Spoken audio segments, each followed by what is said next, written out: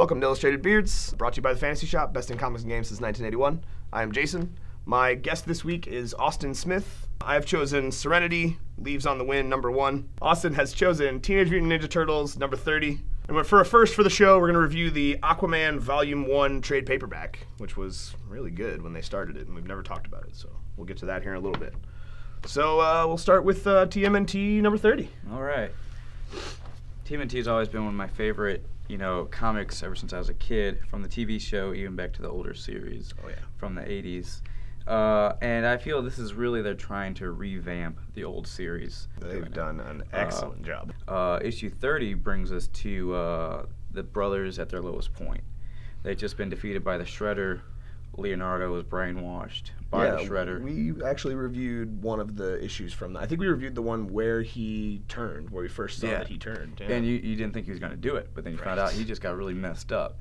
Yeah. And so you get them, they escape, and they go to April's house, her aunt's house, I believe? No, it's her mom's house. Her mom's house, Yeah. her mom's house. These guys are now living in their barn, which is familiar to the old comics.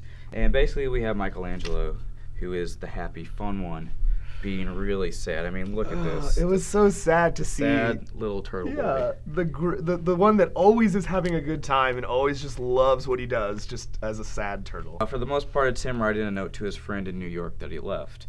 And it's really moving. He covers the story of all his brothers. Basically, also his father, Splinter, because he had broken his leg in the fight. He's beat down. He failed. His son joined the dark side for a second, and it's just really a good piece. Michelangelo's missing for a little while, and then he gets brought back with the new character Alopex. It's kind of like a feline fox mixture. I don't really know what the animal is that she came from. Alopex, I believe, is like an Arctic fox, I believe, is what they say. So she was originally a villain. She also tries to fight the Shredder, and she loses, and she kind of wants to join, the Turtles. So, I mean, it's kind of a nice little wrap-up. And it's kind of a filler issue, but for all the Turtle fans out there who remember Return to New York back in the 80s, which is a phenomenal series, the Turtles are going to go back to defeat the Shredder. I don't know. We got to keep reading to find out. But it's following a great path of the old TMNT Eastman and Liard stuff, which I really, really like. Not too keen on the art in this issue.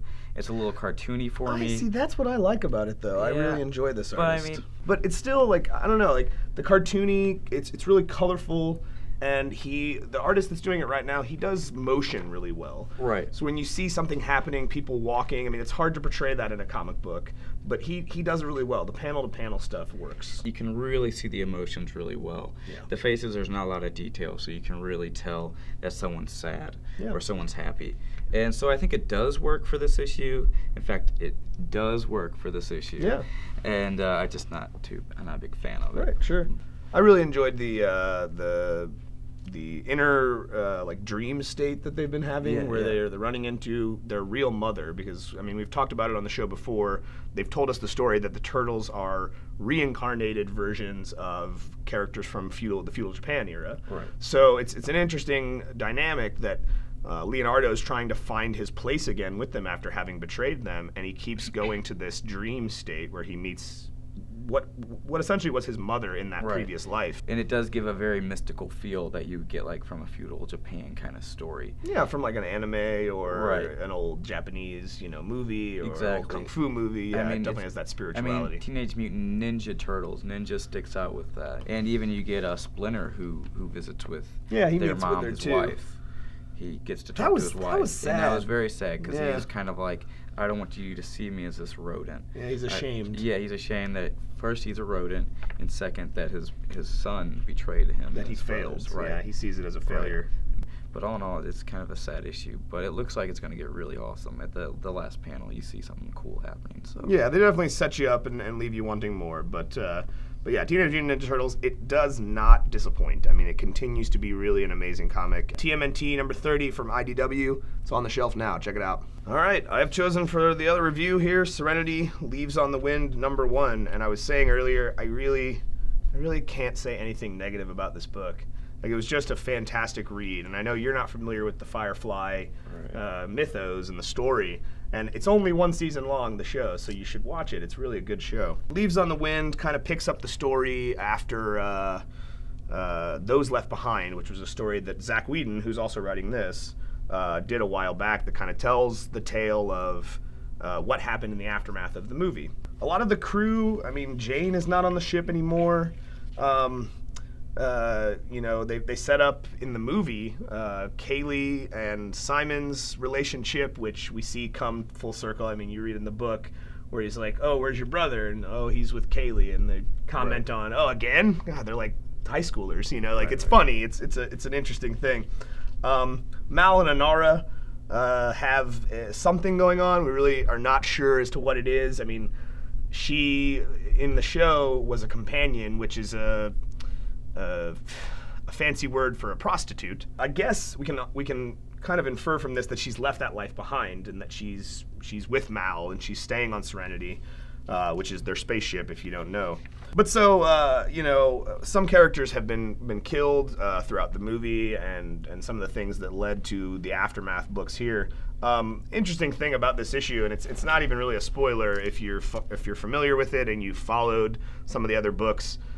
We finally get to see Zoe give birth to her and Wash's child. It's very sad and happy all at the same time, because she has that dream about Wash and relives his tragic death. It's definitely an issue that introduces a lot of cool plot points that I hope we'll see fleshed out, and I'm sure we'll see fleshed out over the next 5 issues, because it's only a 6-issue miniseries. But, I don't know. What do you think, coming in as someone who knew nothing about it? Understanding the story, it was pretty easy to understand the characters, what was going on. You got to understand it. You see a flashback where, I guess, was it her husband or like her lover? Yeah, Wash is her husband. Okay. Yeah. You see him die, and I wasn't sure how he died, but you're pretty aware of, like, this guy's dead, and this is a flashback.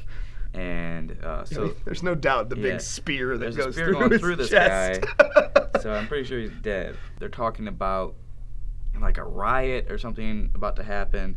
People are rioting in the beginning, correct? Well, yeah, that came in the aftermath of the movie, where they revealed that the Reavers, like I was saying, the cannibalistic, horrible people that live in this universe, that are on the fringe of this universe, but still a threat, were created by the Alliance because of a horrible experiment that they attempted to do to pacify the population of this planet. So yeah, that's where the riot is coming from, because this is something they kept secret, and at the end of the movie they revealed to the entire universe that the Alliance was to blame. And the Alliance is the Empire, or there's several examples in science fiction of the people that are trying to unify the galaxy and the people that we are watching that are rebelling against that, or trying to live within that system. Right. And it seems like you get the rebellion, that's going on, and they're looking for a leader, it seems like.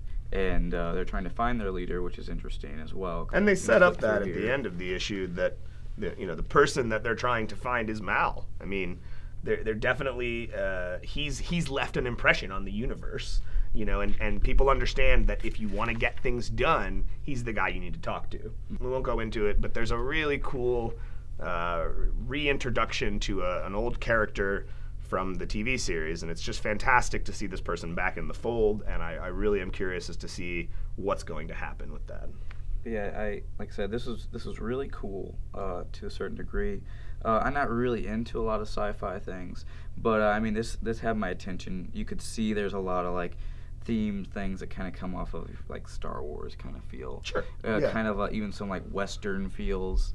No, it is fantastic to me that you really know nothing about the source material, and yet even just reading this one issue, you picked up on the fact that it's a space western. Right. Because that's what it is. That is always what it's been, and that's what it will be. And that's just, it's a credit to the writers and the people who are doing this that feel comes across absolutely to someone who has never known anything about it. Also, the art is pretty cool. It's very like, they look like real people, which most comics people should look like real people, obviously.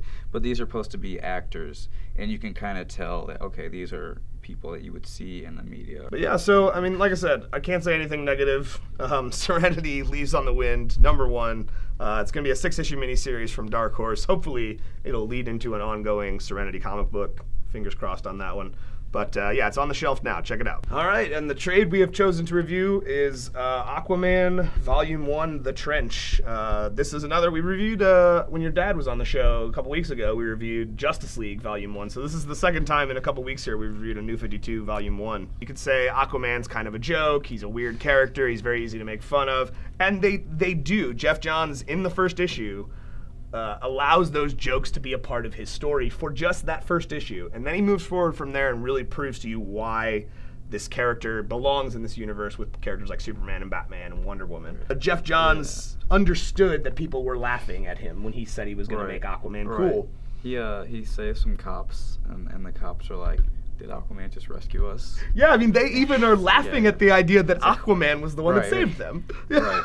He's in the desert in a issue in there. Yes. Which is always a great Aquaman joke. Right. What would he do in the desert? No water, no fish. I don't know. Better read this, guys. Yeah, I mean, it's a cool story. The trench refers to the Laurentian Trench, where an ancient enemy of Atlantis was long buried. Somebody breaks those bonds and releases them. You don't really get to find out, if I remember right, you find out much later that it was Ocean Master that was responsible. But in any case, it's kind of a mystery at this point. But they're horrible. I mean, they make piranhas look like goldfish. They are these. They're like human piranha kind of monsters. You very quickly understand why these things were locked in a prison. Because they get out and they just immediately start killing everything they come across. Right. Yeah, they're totally like a barbarian race. Yeah. Who they only want food, I believe, for a while. That's all they say. Yeah, like feed. They feed.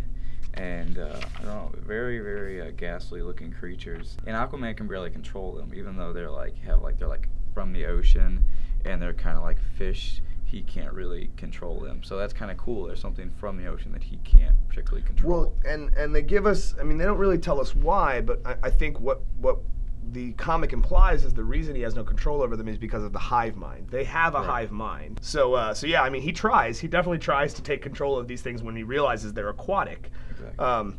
But he gets other beasts of the ocean involved in this fight, which is really cool to see.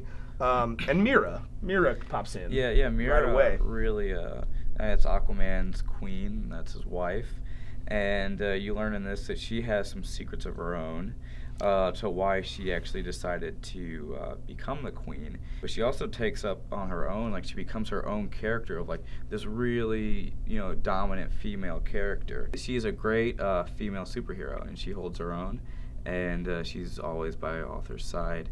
And it's awesome. She's just a great character, and they gel well. They're kings and queens for a reason. The cool thing I think that this led to, and even as the creative teams have changed, we've changed artists, Jeff Johns isn't writing the book anymore, they've still followed what his groundwork that he laid for it was, because this story, it raises the big question. A long time ago, Atlantis was this thriving city on the surface. At some point, it sank. All in one day, it just, boom, beneath the water. Well, who did that? Why did that happen? And we don't have all the answers to that question yet, but we're getting close to finally understanding what happened to Atlantis. And it's taken Aquaman to some different places. We've had issues that have just been about Mira. Because Aquaman's off doing, X thing, and Mira's here, and she's the liaison between Atlantis and the surface when he's not around. But yeah, I mean, it's just a fantastic book. Obviously, bad guys lose, good guys win, because, that's how comics are structured. But it's definitely a hard journey. And the monsters of the trench did come back around in more recent issues. But so yeah, Volume 1 is still readily available in hardcover or in trade form.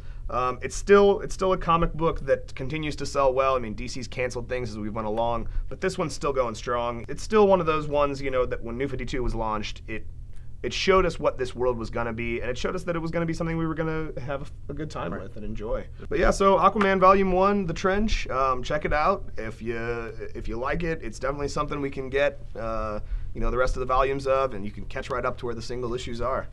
But that brings us to the end. As always, don't forget to subscribe. If you want to hear us review something in the future, leave it in the comments below, either a trade or a graphic novel or something that you think you would like to hear us talk about. I want a special thanks for my guest Austin for coming out and hanging out with us, and we will see you guys next week.